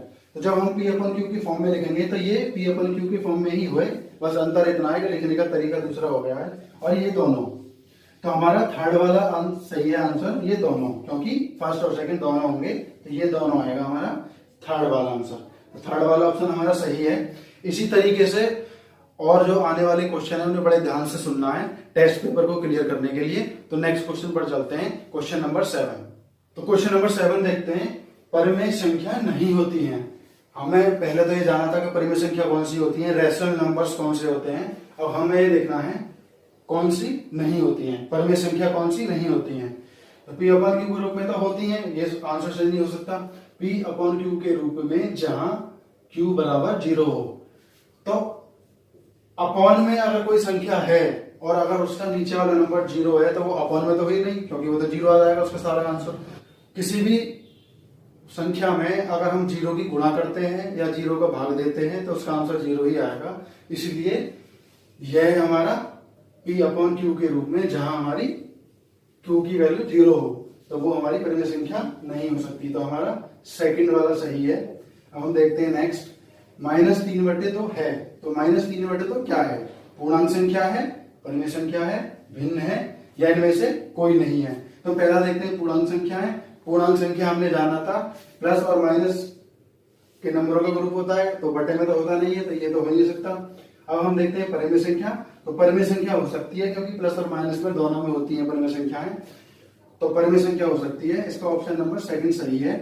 थर्ड हमारा इसलिए सही नहीं है क्योंकि भिन्न हमेशा धनात्मक में होती है, तो इसलिए भिन्न हम बोल नहीं सकते, तो सेकंड वाला सही है हमारा। अब हम नेक्स्ट देखते हैं, P अपॉन क्यू के रूप में जो संख्याएं ना रखी जा सकती हों, तो हम ऊपर वाला क्वेश्चन दोबारा से देख लेते हैं। तो जो P अपॉन क्यू के रूप में नहीं रखी जा सकती हो तो वो परिमेय संख्या तो हो नहीं सकती। तो हम देखते हैं फिर वो होती क्या है। P अपॉन क्यू के रूप में जो संख्या ना रखी जा सकती हैं वो क्या कहलाती है, परिमेय संख्याएं बिल्कुल नहीं कहलाई जा सकती, क्योंकि हम ऊपर देख चुके हैं। और हम सेकंड देखते हैं अपरिमेय संख्याएं। तो अपरिमेय संख्याएं हैं जो P अपॉन क्यू के रूप में नहीं रखी जा सकती हैं, तो हम सेकंड वाला ऑप्शन इसमें टिक करेंगे। तो हम नेक्स्ट देखते हैं, परिमेय संख्या का सरलतम रूप होता है, किसी भी रैशनल नंबर्स का सिंप्लीफिकेशन क्या होता है, तो उसका धनात्मक रूप होता है या उसका मानक रूप होता है, या ये दोनों, या इनमें से कोई नहीं। किसी भी परिमेय संख्या को अगर हम सॉल्व करेंगे तो उसका जो आंसर आएगा वो उसका मानक रूप होगा। तो इसमें हमारा सेकंड वाला सही है, क्योंकि इसमें साइन की हमें, इसमें कोई भी साइन कंपलसरी नहीं है कि प्लस है या माइनस है, इसलिए हम चिन्ह वाला कोई एक्शन नहीं लेंगे इसमें, हम सिर्फ सेकंड वाला क्वेश्चन लगाएंगे। इसमें सेकंड वाला ऑप्शन उसका मानक रूप, हमेशा किसी भी परिमेय संख्या का अगर हम सरलतम रूप निकालते हैं तो वो उसका मानक रूप होता है। तो इसका ऑप्शन नंबर सेकंड सही है। तो नेक्स्ट क्वेश्चन देखते हैं फ्रेंड्स, क्वेश्चन नंबर 11। तो फ्रेंड्स इसी तरीके से कंटिन्यू रखते हुए नेक्स्ट क्वेश्चन पर चलते हैं, क्वेश्चन नंबर 11। क्वेश्चन नंबर 11 हम देखेंगे P अपॉन क्यू के रूप में परिभाषित किया जाता है। तो हम देखेंगे P अपॉन क्यू के रूप में हम किन किन संख्याओं को बोल पाएंगे। तो पूर्णांक संख्याओं को नहीं, परिमेय संख्याओं को बोलेंगे, क्योंकि परिमेय संख्या हमेशा P अपॉन क्यू के रूप में ही व्यक्त की जाती है। और ये दोनों पूर्णांक और परिमेय संख्या, तो पूर्णांक तो नहीं हो सकते, परिमेय संख्या है, तो हम सेकंड वाला ही इसका ऑप्शन लगाएंगे, क्योंकि P अपॉन क्यू के रूप में हमेशा हम परिमेय संख्याओं को ही लिखते हैं। नेक्स्ट हम देखते हैं, समान हर वाली परिमेय संख्याओं का अगर हमें योगफल निकालना हो, मान लो कोई फ्रैक्शन है और उनके हर समान है, मतलब लाइक फ्रैक्शन है, तो हम उसका क्या सूत्र लिखेंगे, परिमेय संख्याओं के अंशों का योगफल बटे समान हर। कोई भी दो संख्या है, मान लो 1/3 प्लस 1/3 या 2 मान लो। तो अब हमने देखा कि ये हमारे समान हर है, तो हम इनमें से कोई भी एक उतारेंगे और ऊपर के नंबरों को प्लस कर देंगे। तो इसके हिसाब से हम देखेंगे हमारा फर्स्ट वाला सही है, क्योंकि इसी तरीके से दे रखा है। सेकंड वाला हम देखते हैं, सेकंड वाले में गुणनफल बताया गया तो ये तो हो ही नहीं सकता, तो इसलिए हमारा फर्स्ट वाला ही आंसर है। हमेशा इसी तरीके से प्लस होगा अगर समान हर है तो। अब हम नेक्स्ट देखेंगे, समान हर वाली संख्याओं के योगफल को कर सकते हैं। ये दूसरी तरीके से है, इसमें और देखेंगे हम। सबसे पहले संख्या रेखा पर निरूपित करके कर सकते हैं, तो ये बात सही है क्योंकि हम संख्या रेखा द्वारा भी कर सकते हैं। और नंबर 2, परमेय संख्याओं के अंशों का योगफल, जो कि अभी हम देखा है थोड़ी देर पहले ही, तो हम दूसरा भी हमारा सही है। तो यहाँ हमारा थर्ड वाला ऑप्शन हमारा सही आएगा। इन दोनों तरीकों से हम समान हर वाली संख्याओं का फ्रैक्शन का जो लाइक फ्रैक्शन होते हैं उन्हें हम सॉल्व कर सकते हैं। तो इसी तरीके से बहुत आसान तरीके से ये छोटी छोटी बातें ही हैं जो हमारा बेस मजबूत करेंगी। तो नेक्स्ट क्वेश्चन पर चलते हैं, क्वेश्चन नंबर 14। तो फ्रेंड इसी तरीके से सिर्फ 2 क्वेश्चन हो रहे हैं हमारे, इन्हें और सफलतापूर्वक कर लेते हैं क्लियर। तो 14 नंबर, 2 संख्याओं p/q तथा r/q का योगफल होगा। तो किस तरीके से हम करेंगे, p/q r/q, तो इसका आंसर ये आएगा। सेकंड नंबर p/q r/q, तो इसका आंसर ये आएगा। तो इनमें सिर्फ r और p की जगह चेंज है, बाकी दोनों सेम है, कोई अंतर नहीं है इन दोनों में। तो हमारे ये दोनों तरीके हमारे सही होंगे, तो हमारा आंसर आएगा ये दोनों, यानी थर्ड वाला। इसी तरीके से हम इसे करेंगे। तो मान लो कोई भी संख्या थी ये, उनके हर समान थे, उसके हिसाब से करके दिखाया है, ये हमारा सही है। और लास्ट क्वेश्चन देखते हैं, -2/3 है, तो परमेय संख्या है, भिन्न है, पूर्णांक है, या इनमें से कोई नहीं है। ये चैप्टर हमारा पूरा परमेय संख्या का था, इसीलिए परमेय संख्या का ज्यादा जिक्र हुआ है। ये इंट्रोडक्शन परमेय संख्या के ऊपर है। तो हम देखते हैं, परमेय संख्या इसका सही आंसर आएगा, क्योंकि माइनस में भिन्न होती नहीं है और पूर्णांक कभी बटे में नहीं होते हैं, इसलिए सिर्फ परमेय संख्या आएगा। तो ऑप्शन नंबर 1। इसी तरीके से बहुत सारे बेसिस ऐसे हैं जो हमें बनाने हैं छोटी छोटी क्लासों में, 6 से लेकर और 10th तक का, 12th तक का हमें मैथ कंप्लीट करना है, और बस बेस हमें बना के चलना है। इसी तरीके से अगर हमें कंपटीशन में सफल होना है तो, लेकिन बीच बीच में शॉर्ट ट्रिक वगैरह भी होंगी, सारी चीज कंप्लीट होंगी, लेकिन ये भी बहुत जरूरी है।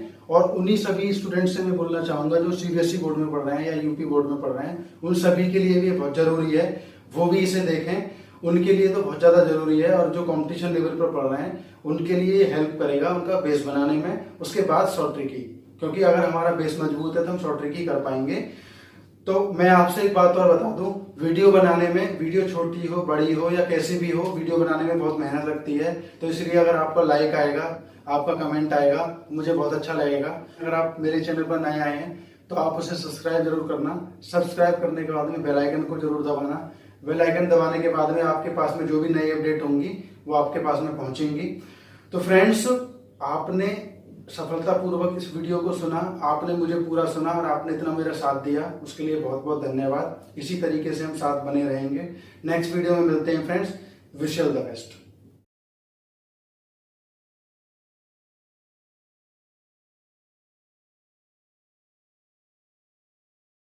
तो हमने आज टॉपिक लिया है knowing our numbers, unit 1 introduction, class 6 NCERT concept से।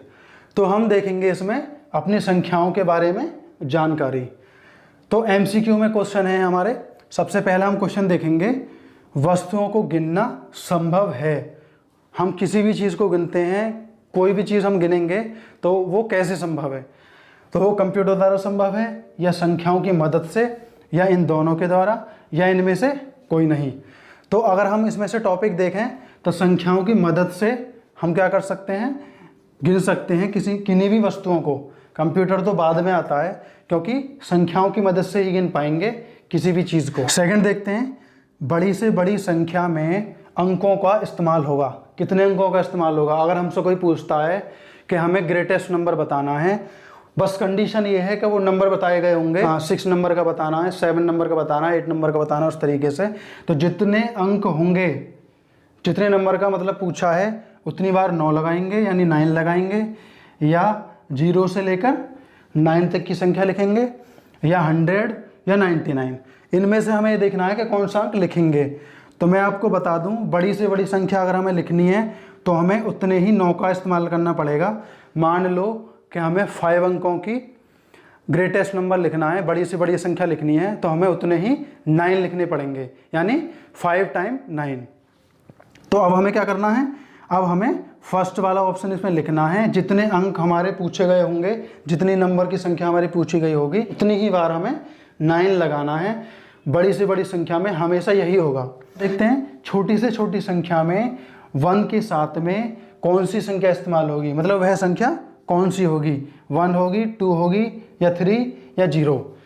कोई भी नंबर पूछा गया हो, हमसे अगर कोई पूछता है कि 5 नंबर की छोटी से छोटी संख्या हमें बतानी है, तो हमें 1 लगाना है, फिर उसके साथ में नंबर कितने बचे, जैसे मान लो 4 अंकों की हमें बतानी है, तो हम यहाँ ले लेते हैं रफ में, तो हमें 4 अंकों की बतानी है, पहले हमने 1 ले लिया, फिर उसके साथ में उतने ही 0 लगा देने हैं जितने अंक बचे हैं हमारे, 1 2 3 एंड 4। तो ये 4 नंबर की सबसे छोटी संख्या हो गई। इससे छोटी संख्या 4 नंबर में नहीं मिलेगी, क्योंकि अगर हम इसमें से 1 माइनस करेंगे तो 999 आएगा और ये 3 नंबर का हो जाएगा। इसीलिए सबसे छोटा स्मॉलेस्ट नंबर जो होता है हमारा 4 नंबर का, वो होता है 1000। तो इसीलिए कभी भी छोटी से छोटी संख्या पूछी गई हो और वो नंबर नहीं दिया गया हो, सिर्फ सिंपली ये पूछा गया हो कि सबसे छोटी संख्या बताइए, जितने भी नंबर पूछे गए हैं उतने नंबर की, तो हमें 1 के साथ में जितने नंबर बचते हैं हमारे उन अंकों को पूरा करने के लिए उतनी हमें 0 लगानी है। तो हमारा 4th वाला सही होगा। हम हमेशा 0 का इस्तेमाल करेंगे 1 के साथ में जितने भी अंक पूछे गए होंगे। तो इसी तरीके से यह कंसेप्ट हमारा क्लियर होता है। चलते हैं आगे की ओर, नेक्स्ट क्वेश्चन की तरफ। तो फ्रेंड्स, क्वेश्चन 3 के बाद में क्वेश्चन नंबर 4 करते हैं, और बिल्कुल आसान लैंग्वेज में, आसान भाषा में समझेंगे। इंग्लिश मीडियम या हिंदी मीडियम या किसी भी कंपटीशन के स्टूडेंट्स होंगे वो सभी समझ पाएंगे। तो देखते हैं नंबर 4, स्थानीय मान होता है तो उस संख्या का स्थान होता है जिस संख्या के बारे में पूछा गया है, या वह संख्या खुद होती है, या ये दोनों, या इनमें से कोई नहीं। तो हम एग्जाम्पल ले लेते हैं 3, 6, 5 एंड 6। इसमें हमें 5 का स्थानीय मान बताना है, यानी 5 का स्थानीय मान बताना है। तो कैसे बताएंगे, थोड़ा गौर से देखते हैं। तो हम देखेंगे 1s, 10s, 100 एंड 1000। तो 1s और 10s, तो हमने लिख दिया 5 सबसे पहले, और फिर इसमें 10s की मल्टीप्लाई कर दी, तो ये आएगा हमारा 50। तो ये हमारा इसका स्थानीय मान हुआ 50, मतलब ये दहाई के स्थान पर रखी हुई है। इंग्लिश में समझें तो 10s की जगह पर। तो यहाँ देखते हैं उस संख्या का स्थान।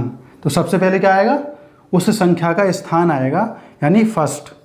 क्योंकि हमारी 5 है, वह खुद संख्या क्या है हमारी 5, लेकिन उसकी जगह क्या है 50, यानी 10s पर रखी हुई है वो। तो 10s हमारी वैल्यू मानी जाएगी उसकी। तो उसका स्थान, उसकी जगह, उसकी पोजीशन मान लो। तो अब देखते हैं नेक्स्ट, इसका जातीय मान होता है। सेम इसी के जैसा है, लेकिन अंतर क्या है, इसमें उसकी जगह के बारे में पूछा गया है और इसमें उसकी जाति के बारे में। इसे इंग्लिश में हम बोल सकते हैं स्थानीय मान को प्लेस वैल्यू, एंड जाति मान को हम बोलेंगे फेस वैल्यू। तो हम देखते हैं फेस वैल्यू क्या है इसकी। उस संख्या का स्थान होता है, यानी प्लेस, जगह, वह संख्या खुद होती है, या ये दोनों, या इनमें से कोई नहीं।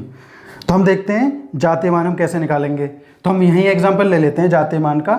यहाँ हम 4, 6, 5, तो हमने ये नंबर ले लिया। और हम इसमें देखेंगे 4 का हम निकालेंगे। तो 4 का हम जातीय मान निकाल कर देखते हैं। तो 4 हमारा, अगर हम इसकी प्लेस वैल्यू निकालें तो हमारी आएगी 400, लेकिन इसकी जो फेस वैल्यू, इसकी जो जातीय मान होगी वो होगी खुद, वो संख्या खुद, जिस भी संख्या का पूछा गया है। अगर 4 का पूछा गया तो 4, 5 का पूछा गया 5, 6 का पूछा गया 6। जिस भी संख्या की प्लेस वैल्यू पूछी जाए तो उसका हम निकालते हैं स्थान, यानी जगह। किसी भी संख्या की अगर फेस वैल्यू पूछी जाए तो हम निकालते हैं उसका जातीय मान, मतलब वो संख्या है क्या, उस संख्या का खुद का अस्तित्व क्या है, वो खुद क्या है। तो खुद क्या है, ये 4। इसकी जगह क्या है 100, यानी प्लेस वैल्यू, लेकिन खुद क्या है 4, यानी हमारा सेकंड ऑप्शन सही था। सेकंड ऑप्शन हम इसमें काउंट कर देंगे। तो नेक्स्ट क्वेश्चन की तरफ चलते हैं, क्वेश्चन नंबर 6। तो क्वेश्चन नंबर 6 देखेंगे हम। इंडियन सिस्टम भारतीय संख्या पद्धति में प्रयोग होता है लाख का, मिलियन का, या इन दोनों का, या इनमें से किसी नहीं का। तो सबसे पहले हमें ये पता होना चाहिए इंडियन सिस्टम है क्या। तो हमेशा इंडियन सिस्टम में हम देखेंगे वंस आएगा, टेंस आएगा, 100 आएगा, 1000 आएगा, 10,000 आएगा, लाख आएगा, लाख, 10 लाख आएगा, और करोड़ यानी करोड़, 10 करोड़। तो इस तरीके से इसमें नंबर आते हैं। तो हमारे इसमें लाख आएगा, इंडियन सिस्टम में मिलियन नहीं आएगा। लेकिन इसके बारे में और विस्तार से मैं एक और वीडियो बनाऊंगा, आप उस पर ठीक तरीके से समझ सकते हैं। लेकिन मेरी आशा है कि आपको इतना समझ में आ चुका होगा कि हम 1 से शुरू करते हैं, टेंस, 100, 1000, 10,000, लाख, 10 लाख, करोड़, 10 करोड़। आगे भी हैं, लेकिन हमें सिर्फ इतना ही समझना है कि हमेशा लाख आता है इंडियन सिस्टम में। तो नेक्स्ट हम देखते हैं इंटरनेशनल सिस्टम में। देखेंगे अंतर्राष्ट्रीय पद्धति में, संख्या पद्धति में प्रयोग होता है लाख का, मिलियन का, या दोनों का, या इनमें से किसी नहीं का। तो हम हमेशा देखते होंगे कि मिलियन, ट्रिलियन, बिलियन, इन चीज़ों का ज़्यादा जिक्र होता है, मूवीज़ वगैरह में भी देखा होगा। तो हमेशा मिलियन का इस्तेमाल होता है। तो हमारे यहाँ यह पद्धति इस्तेमाल होती है। लेकिन इंटरनेशनल सिस्टम में हम यहाँ से करेंगे वंस, टेंस, 100, 1000, 10,000, यहाँ आएगा 100,000, फिर आएगा मिलियन, फिर आएगा 10 मिलियन, फिर आएगा 100 मिलियन। इस तरीके से इसमें इस्तेमाल होगा नंबरों का।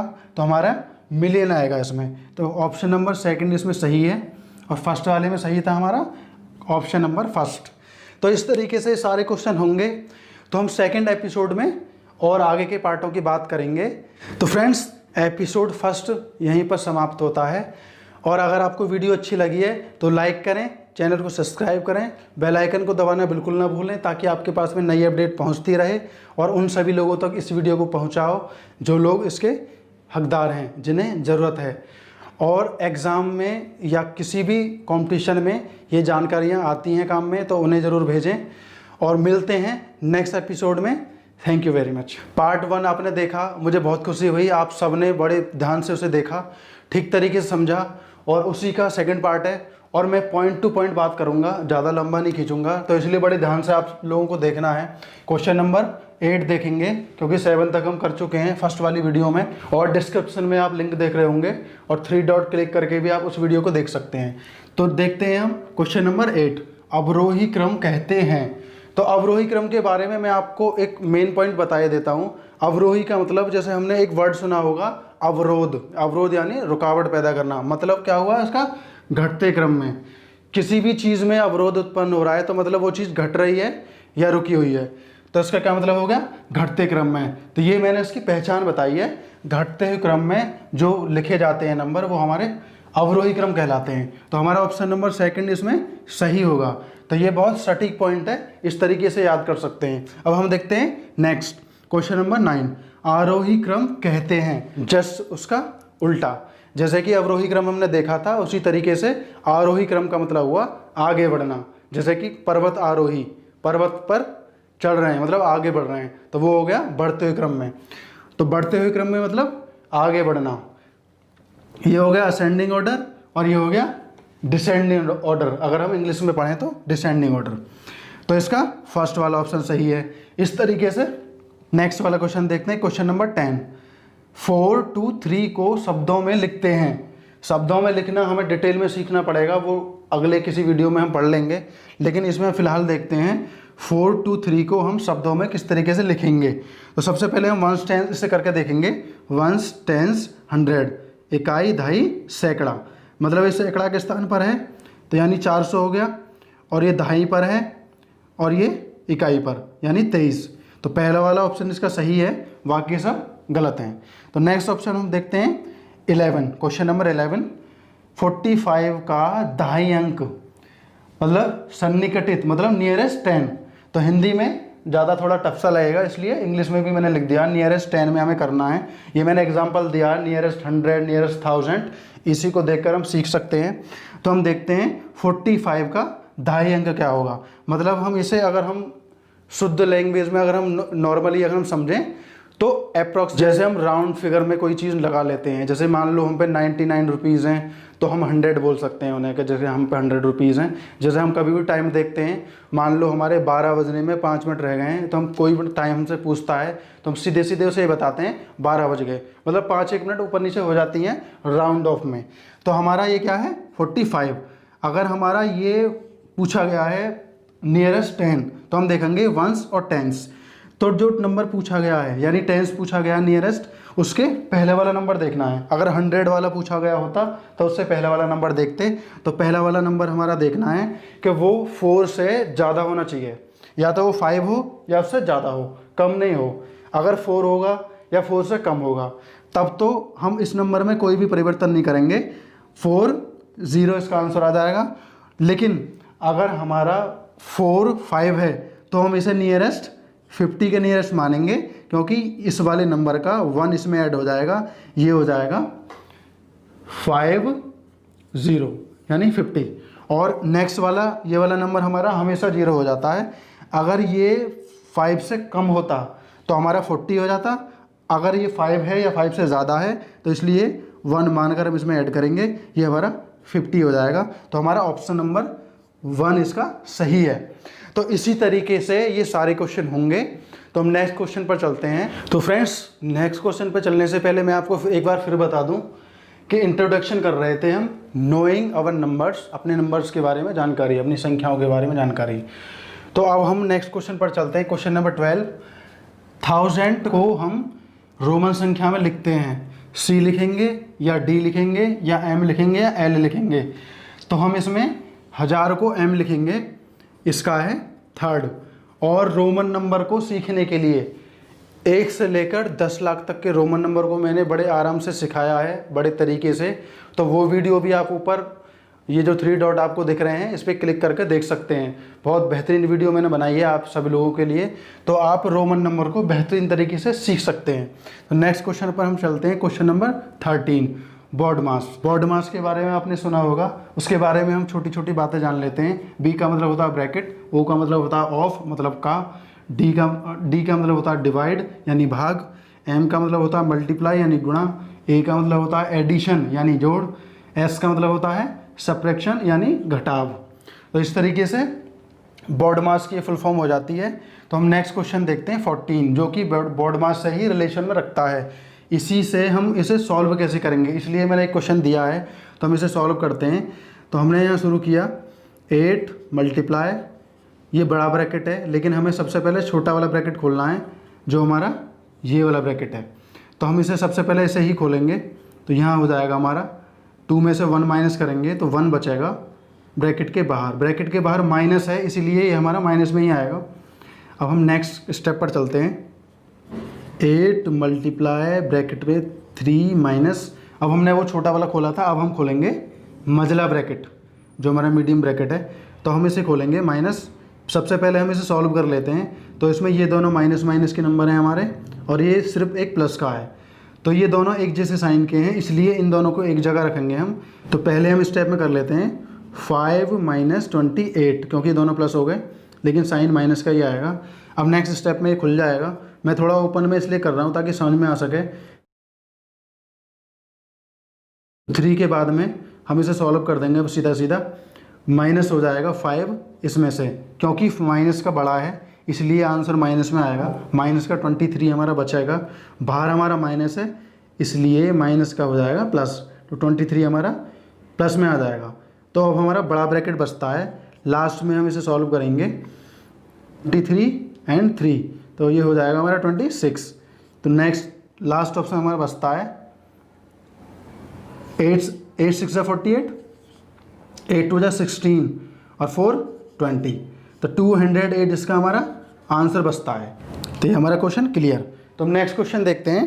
क्वेश्चन नंबर 15, 4, 0, 5, 6 संख्याओं से, इन सभी संख्याओं से सबसे बड़ी और सबसे छोटी जो इन संख्याओं से बन सकती हो, स्मॉलेस्ट नंबर एंड बिगेस्ट यानी बिगेस्ट नंबर।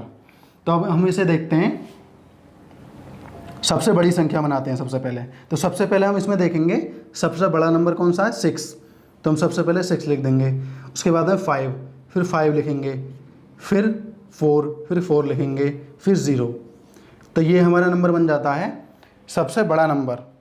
लेकिन बड़ा नंबर बनाना आसान है, लेकिन छोटा नंबर भी बनाना आसान है। लेकिन उसमें एक बात हमें सीखनी है, ये हमारा सबसे छोटा नंबर इसमें 0 है, लेकिन हमें सबसे पहले 0 नहीं रखना, क्योंकि अगर हमने 0 रख दिया तो ये नंबर कितने हमारे 4। अगर हमने 0 पहले ही रख दिया तो ये हमारा नंबर सिर्फ 3 नंबर का रह जाएगा, 3 नंबर की संख्या बनेगी, लेकिन हमें बनानी है 4 नंबर की।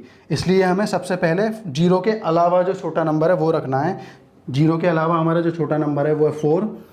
उसके बाद में हमें रखना है 0, फिर उसके बाद में हमें रखना है 5, फिर हमें रखना है 6। तरीके से ये सबसे छोटी इससे संख्या बनेगी। 0 का विशेष ध्यान रखना है। तो इसी तरीके से यह क्वेश्चन समाप्त होते हैं सारे। और नोइंग आवर नंबर्स, मैं आशा करता हूँ आपके बहुत अच्छी तरीके से समझ में भी आ गया होगा। तो हम इसी तरीके से सीखेंगे। तो नेक्स्ट वीडियो तक आप वेट करना, और वीडियो अगर आपको अच्छी लगी है तो आप सब्सक्राइब करें, बेल आइकन भी दबाएं ताकि अपडेट आपके पास पहुंचती रहे। और आप कमेंट भी ज़रूर करें, अगर आपको वीडियो अच्छी लगती है या कैसी भी लगती है आप कमेंट ज़रूर करें, मुझे सजेशन दें, मैं आपके सजेशन को मानूंगा। तो उसी तरीके से आप वीडियो को लाइक भी करना। तो दोस्तों मिलते हैं नेक्स्ट वीडियो में। Thank you very much.